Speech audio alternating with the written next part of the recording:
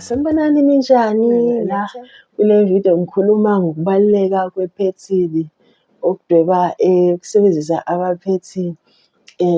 Mawukuthi usaqala ukuthunga mhlambe angazi phela ukuthi nawe uyofunda mhlawumbe ufunda khona la ku-YouTube noma mhlambe ungene esikoleni ubhalisile esikoleni. Mawufika esikoleni ungafiki lapha ubona hawu uthi wena uzofunda ukuthunga, uyabo, uzofunda ukuthunga la abantu lo usubhizi ulokhu udwebana namaphepha, ubambana namaphepha nemisizwa kanti wena ufuna nje uy'hlalele emshinini uthi dlidlidli uthunge. Hhayi, ungapheli moyehlisa umoya begazi nje uyehlisa umoya, ungajahi umshini wanda umshini mawungawujwayeli uzokuxaka. So iphethini nje ungaze uyeke nje ukuthunga ngenxa yokuthi uthi usazodweba amaphethini. Ngiyazi abanye mhlambe umuntu angaze ayeke athi mina bengithi ngiyofunda ukuthunga manje amaphethini ala. Hhayi ungayeki iphethini kubalulekile ngoba nabo laba abadweba abasika khona endwangini nabo abanye babo baqala khona lapho emaphethinini. Mawukuthi phela mhlawumbe wena imali iningi, hhayi ungafunda ngayo indwangu kodwa manje uzokhala ngoba phela indwangu iyabiza. I-printing paper ishibhile kunendwangu. Iyo nje into engayisho yokuqala ukuthi hhayi uma udweba kwiphethini uyabo kulula nokuthi uyabo uma usebenzisa amaphethini awuzukumosha indwangu eningi, uyabo. Akufani nokuthi usika endwangeni, ucabanga usendwangeni awukwazi nokusika nje kuningi uyabo.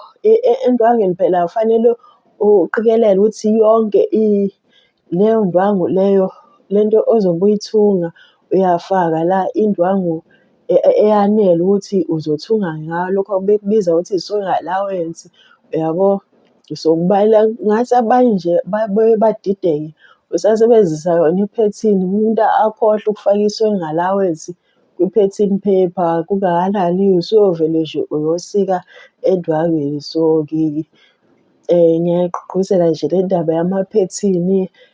Abantu nje mawukuthi u-serious ngempela ngeke uvele usuke endwangini ungenalo ulwazi lokudweba iphethini. Le nto oyenza ephethinini iyafana nale ozosuke uyenza endwangini kodwa umehluko phela endwangini uma usebenzisa iphethini ephepheni ukuthi usadweba iphethini. Mina mhlambe bengithanda ngingayishiya i-sewing allowance ngingayifaki, mhlambe ngiyishiye ngamaspomu or mhlambe ngiyikhohliwe. Cabanga-ke usuzokhohlwa ukufaka i-sewing allowance ususika khona endwangweni uyabona ukuthi usenkingeni.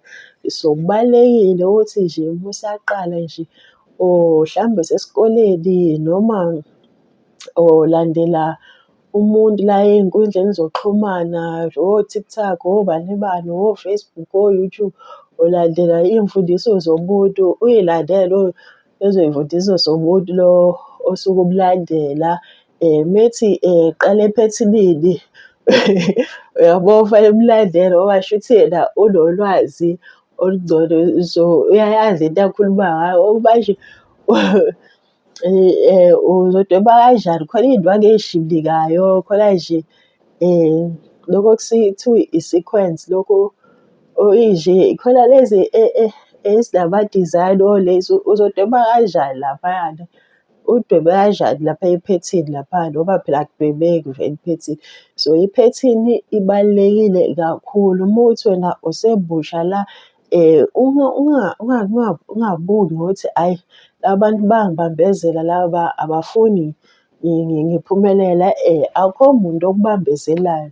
Lo muntu okufundisayo athi kuwena dweba iphethini ufuna ukuthi uphumelele, hhayi ngoba manje sithi siqala kwiphethini ngoba sifuna ukubuyisela emuva. Cha, hhayi akunjalo. Kuya ngokuthi mhlawumbe phela ufunda kumuphi umuntu, yabo. So ngisho iy'nkampani yabo nje la kuthiwa khona kuyinkampani shuthi isitolo nje okuyenzwa khona iy'mpahla kunabaphethini usayizi bani, usayizi bo, usayizi yabo, usayizi bonke osayizi bakhona. So into nje eyenziwayo yabo khona lokhu okuthiwa ama-basic block yabo, yabo ngizokhuluma ngakho kwenye ividiyo kodwa nje ey'ndaweni ey'ningi kusebenzisa iphethini Nkosi yami. So nawe kuhle ukuthi uqale khona ephethinini ungavele nje